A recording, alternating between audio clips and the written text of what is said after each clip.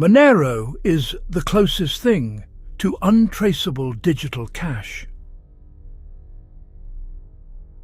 The story of Monero begins with a problem hidden within Bitcoin itself.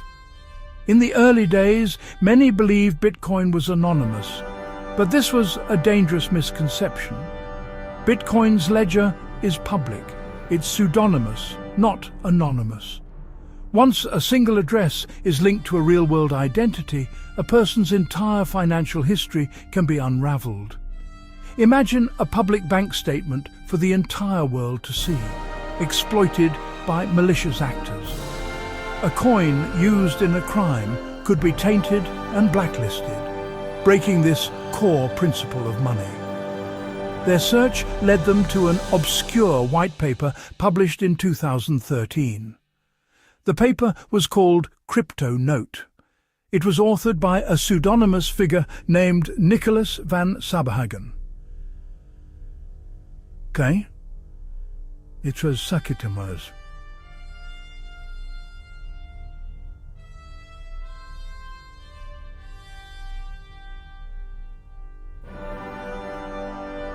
Print for a revolution, the spark that would ignite the creation of Monero. In 2014, a developer launched a new coin based on its principles. They called it Monero, but the excitement quickly soured. The community discovered controversial decisions made without consensus. A group of 7 core developers decided to act. They proposed a fork. The new chain dropped Bit, becoming Monero. The largely anonymous developers handed control to the community. No pre-mine, no founder's reward, no central authority. Monero was built on a fundamentally different principle. Privacy is not an option, it is the default. To achieve this, Monero employs a sophisticated 3-pronged cryptographic approach. First, ring signatures hide the sender. It provides plausible deniability by mixing the true sender's signature with a set of decoys, making it mathematically impossible to pinpoint the actual origin. Second, stealth addresses hide the receiver. It creates a system where every single payment to the same person goes to a unique one-time address that cannot be linked back to them. Third, ring confidential transactions hide the amount. Together, these 3 pillars form a fortress of privacy. It is a ledger of ghosts, a record of economic activity with all the identifying details erased. With its powerful default on privacy features, Monero was destined to attract a certain type of user. For years, Bitcoin had been the currency of choice on dark web marketplaces, but law enforcement was getting better at tracing it. In the summer of 2016, Alphabay, the largest darknet market at the time, announced it would be integrating Monero. This great darknet migration from Bitcoin to Monero was a fundamental shift in the online black market's financial infrastructure. When an international law enforcement operation seized the market's servers, investigators were able to trace billions in Bitcoin. However, the Monero transactions remained a black hole.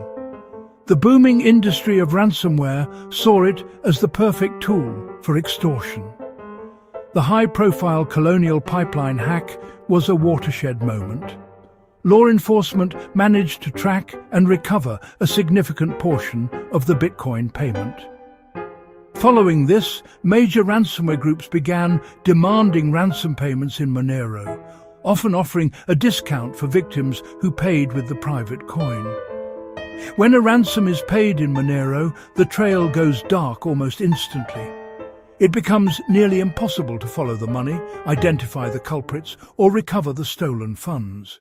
As Monero's use in illicit activities surged, government agencies grew alarmed. In September 2020, the US IRS issued a bounty, up to $625,000, for anyone who could crack Monero tracing. This created an unavoidable conflict for exchanges which must comply with anti-money laundering laws. Regulatory pressure led to a wave of delistings.